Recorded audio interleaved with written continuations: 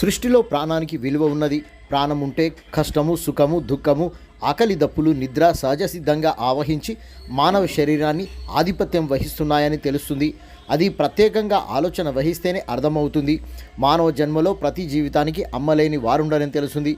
అందులో గోవు తన శరీరాన్ని మానవ కళ్యాణానికి దోహదపడుతున్న విషయం విదేశీ శాస్త్రవేత్తలు ఎన్నో పరిశోధనలు చేసి తెలిపిన విషయం. ఆధారాలను తెలపడంతో ప్రపంచ దేశాలు ఆవును ప్రత్యేక దృష్టితో చూడడం మొదలైందని తెలుస్తుంది. వందల సంవత్సరాల క్రితమే గోవులున్న వారిని సమాజంలో గౌరవిస్తూ ధనికులుగా గుర్తించారు. ఆధునిక సమాజంలో గోవులను సందర్శించడం క్రమంగా మానవ జీవితంలో శ్రద్ధ కనపరచడం కనిపిస్తుంది.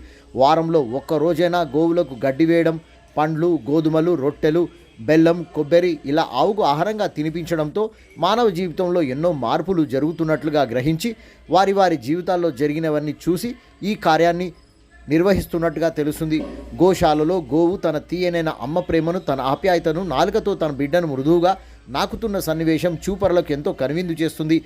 గోవు నాలుక ఔషధం వలె పనిచేస్తున్నదని వెటర్నరీ వైద్యులు తెలిపారు. ఈ విషయం వందల సంవత్సరాల క్రితమే ఋషులు, మహర్షులు తెలపడమైంది.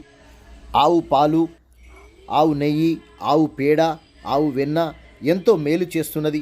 గడ్డి తిని అరిగించుకొని మానవున శరీరానికి ప్రాణం పోస్తున్నది. ఈ విషయాన్ని మానవులు మర్చిపోవద్దని అంటున్న మేధావులు, విద్యావేత్తలు.